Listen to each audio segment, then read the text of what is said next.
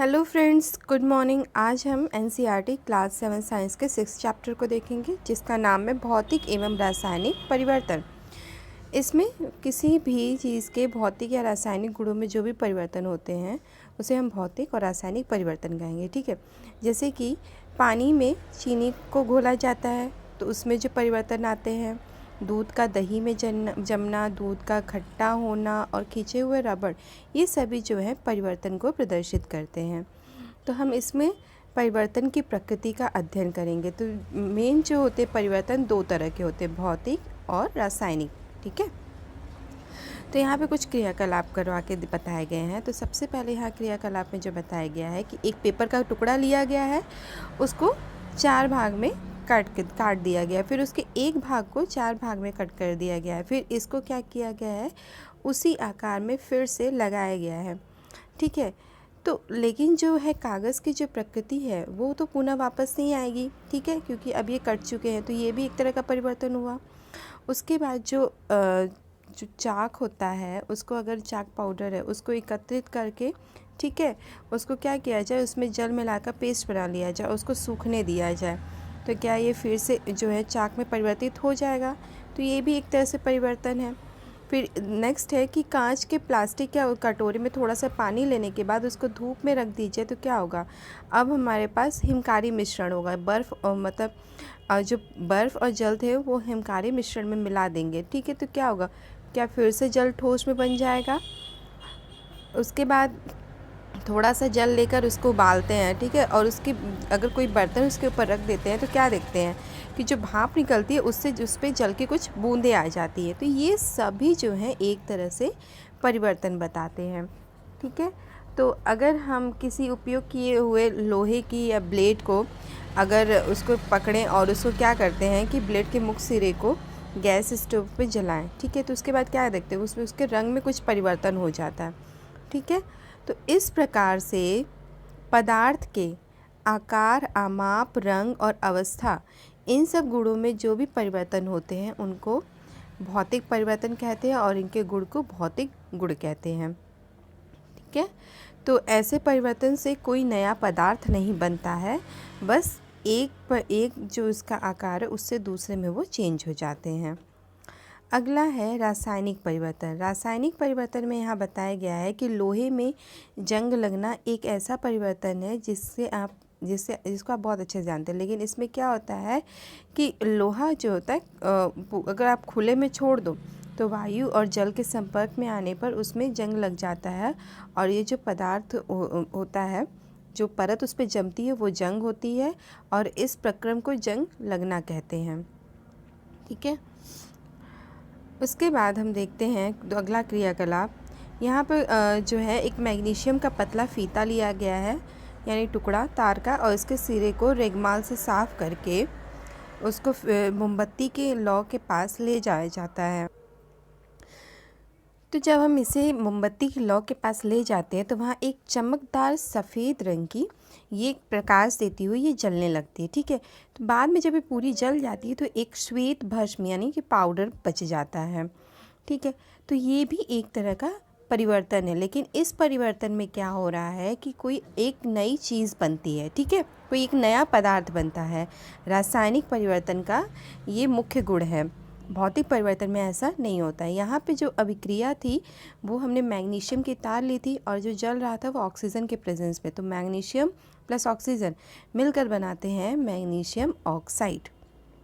ठीक, अब जो मैग्नीशियम की तार को जलाने पर हमें भस्म प्राप्त हुआ है, तो उसमें हम कुछ जल की बूंदें मिलाते हैं और उसको क्या करते हैं, एक जलीय विलयन बनाते हैं, और हम इसका परीक्षण लाल और नीले लिटमस पेपर पर कर सकते हैं। ठीक है, आगे हम देखते हैं कि जो हमने ये भस्म को जल में घोला है तो इससे एक नया पदार्थ बनता है, क्योंकि अभी जब हमने इसको मैग्नीशियम को जलाया था तो मैग्नीशियम प्लस ऑक्सीजन, ठीक है, तो यहाँ पे हमको मैग्नीशियम ऑक्साइड प्राप्त हुआ, और यहाँ पर जो है हमने जल में उसको मिलाया, इससे बना हमारा मैग्नीशियम हाइड्रोक्साइड। ठीक है, तो हमने अपने पिछले चैप्टर में देखा था कि मैग्नीशियम हाइड्रोक्साइड जो है एक क्षारक है यानी बेस है। तो इसलिए जो मैग्नीशियम ऑक्साइड है एक नया पदार्थ है जो मैग्नीशियम के जलने पर बनता है, और मैग्नीशियम हाइड्रोक्साइड एक अन्य पदार्थ है जो मैग्नीशियम ऑक्साइड को जल में घोलने पर बनता है। ठीक है, अगला हमने देखा यहाँ पे दूसरा क्रियाकलाप दिखाई गई है कि एक 2 बीकर लिया गया है, ठीक है। एक बीकर में पानी भर के उसमें 1 चम्मच कॉपर सल्फेट यानी नीला थोथा घोल दिया गया। इसमें इस विलयन में क्या किया गया है, डाइल्यूट सल्फ्यूरिक अम्ल यानी तनु सल्फ्यूरिक अम्ल की कुछ बूंदें मिलाई गई हैं, ठीक है। जिससे क्या हुआ कि हमारा जो विलयन था वो नीले रंग का हो गया। अब एक परख नली में उसमें एक परख नली में इसके अमाउंट को थोड़ा सा हम अलग निकाल लेते हैं, ठीक है। और जो बाकी बचा है उसमें लोहे की कील या फिर कोई ब्लेड डाल देते हैं और उसको आधे घंटे के लिए छोड़ देते हैं, फिर देखते हैं क्या होता है, ठीक है। तो यहाँ हम देख रहे हैं कि जो हमने इसे कॉपर सल्फेट का विलयन लिया था सल्फ्यूरिक अम्ल के साथ, तो उसमें ये नीले कलर का था। लेकिन जब हमने इसमें ब्लेड या लोहे की कील डाल दी तो क्या हो गया है कि ये हरे रंग का हो गया है, ठीक है। तो यहाँ पे भी एक आपको बहुत बड़ा परिवर्तन दिखाई दे रहा है, ठीक है। तो कॉपर सल्फेट और लोहे के बीच यहाँ पे अभिक्रिया के कारण ये होता है। तो विलयन का रंग नीले से हरा हो जाना, ठीक है, एक पदार्थ आयरन सल्फेट के बनने के कारण होता है। इसको हम अभिक्रिया से समझते हैं। तो हमने जो विलयन लिया था वो कॉपर सल्फेट का था, ठीक है। कॉपर सल्फेट, उसमें हमने लोहा मिला दिया, आयरन।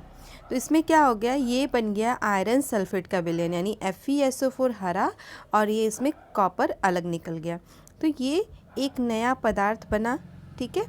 तो इसमें क्या हो रहा है कि जो लोहे की कील है उस पर भूरा निक्षेप यानी कॉपर जो है वो एक या तांबे की जो है परत के कारण एक अन्य पदार्थ बन जाता है, ठीक है। तो यहाँ पे भी रासायनिक परिवर्तन है।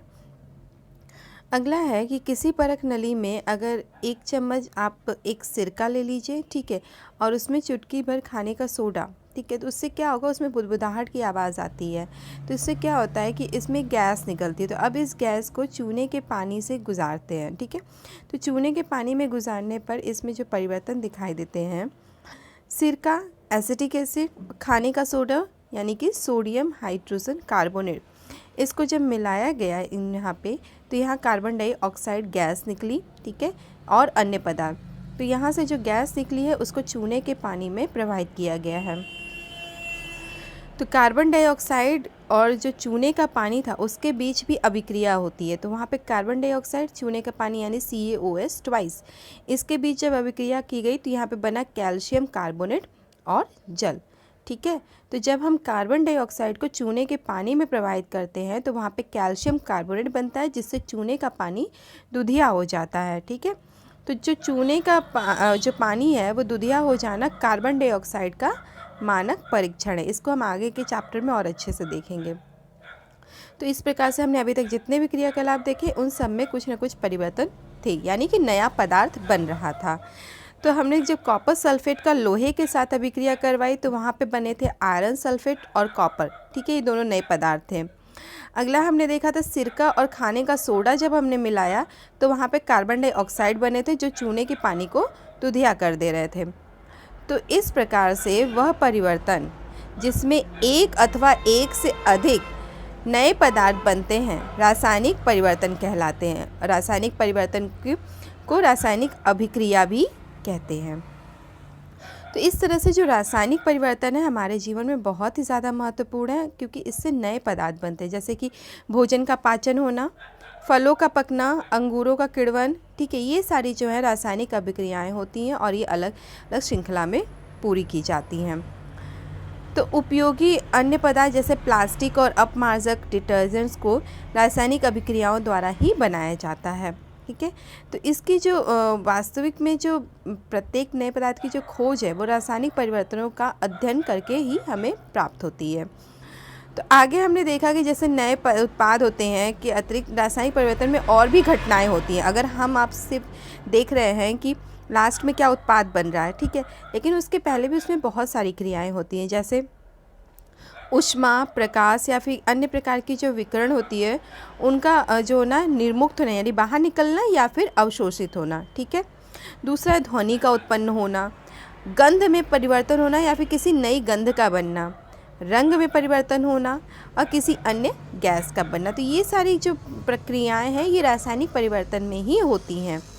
तो जैसे कि हमने देखा था कि मैग्नीशियम के फीते को हम जब जला रहे थे तो एक रासायनिक परिवर्तन हो रहा था। कोयला, लकड़ी या फिर पत्तियों का जलना भी रासायनिक परिवर्तन है। वास्तव में किसी भी पदार्थ का जलना एक रासायनिक परिवर्तन है। जलने के साथ सदैव ऊष्मा उत्पादित होती है।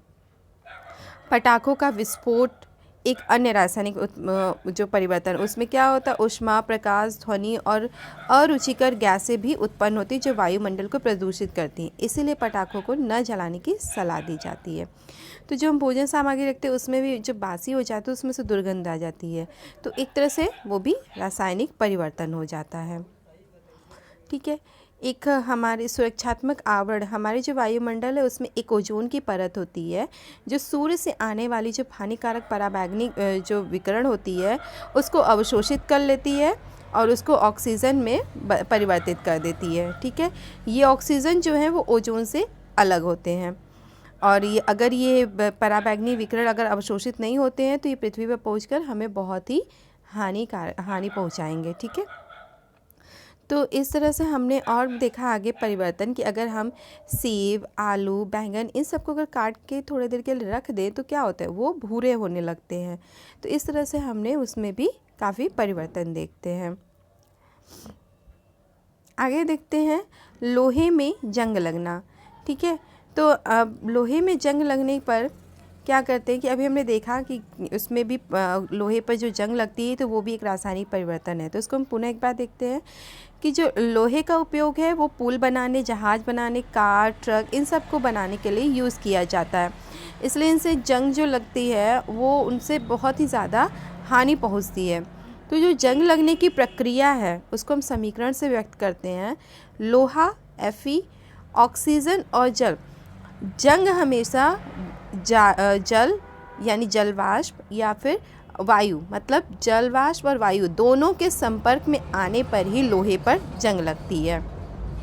तो इसीलिए अभिक्रिया में लोहा, ऑक्सीजन और जल ये तीनों मिलकर इस पे जो जंग लगाते वो होता है आयरन ऑक्साइड Fe2O3। तो जंग लगने के लिए ऑक्सीजन और जल यानी अथवा जलवाष्प दोनों की उपस्थिति अनिवार्य है। ठीक है। तो यदि वायु में आर्द्रता की मात्रा अधिक है तो नमी भी अधिक होगी तो जंग भी जल्दी लगेगा। इसलिए हम जंग से बचने के लिए क्या करते हैं, लोहे को वायु और जल के संपर्क में आने से बचाते हैं। इसलिए उन पर पेंट किया जाता है, ग्रीस की परत चढ़ाई जाती है। ठीक है। उससे उनको जंग लगने से बचाया जा सकता है। एक दूसरा उपाय है, एक तो उपाय हो गया कि पेंट करके, दूसरा उपाय है कि लोहे के ऊपर क्रोमियम यानी कि जस्ता या जिंक जैसी किसी धातु की परत को चढ़ा देना। तो जो ये लोहे पर जिंक की परत चढ़ाने का प्रक्रम है उसको यशद लेपन या फिर गैल्वेनाइजेशन कहा जाता है। ठीक है। गैल्वेनाइजेशन यानी कि लोहे पर जिंक की परत चढ़ाना। ठीक है। तो हम जो अपने घरों में पानी की आपूर्ति के लिए उपयोग होने वाले लोहे के पाइप लेते हैं वो गैल्वेनाइजेशन मतलब कि यशद लेपित होते हैं और उनमें जंग नहीं लगता है। ठीक है। जो पानी के जहाज होते हैं उनका हमेशा एक हिस्सा हमेशा पानी में डूबा रहता है और एक हिस्सा ऊपर रहता है। ठीक है। तो समुद्र के पानी में अनेक लवण भी पाए जाते हैं। तो जो लवण युक्त जल है वो जंग लगने की प्रक्रम की दर को और बढ़ा देते हैं। इसलिए जहाज़ों पर पेंट करने के बाद भी उन्हें जंग लगने से काफ़ी क्षति होती है। यही नहीं, जहाज़ों के जो लोहे के कुछ भाग को हर वर्ष बदलने की आवश्यकता होती है। अगला जो प्रोसेस है वो है क्रिस्टलीकरण का। तो हमने क्लास 6 में पढ़ा था कि समुद्र के जल को वाष्पन के द्वारा उसमें लवण को अलग किया जाता है। तो इस प्रकार जो हमें नमक प्राप्त होता है वो शुद्ध नहीं होता है, उनके क्रिस्टल के आकार स्पष्ट नहीं होते। इसलिए किसी भी पदार्थ के शुद्ध क्रिस्टल उनके विलयन से प्राप्त किए जा सकते हैं और यह प्रक्रिया क्रिस्टलीकरण कहलाती है और यह एक भौतिक परिवर्तन का एक उदाहरण है। ठीक है।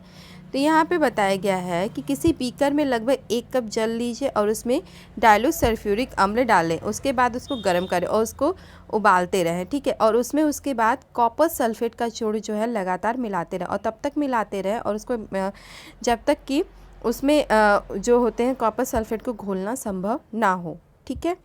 तो इसमें क्या हो जाएगा, जब वो ठंडा हो जाए उसको फ़िल्टर पेपर से छान दें और उसको ठंडा होने के लिए रख दें और उसको बिल्कुल भी छुएं ना। ठीक है। तो क्या होगा, कुछ देर बाद उसमें कॉपर सल्फेट के क्रिस्टल दिखाई देने लगते हैं। ठीक है।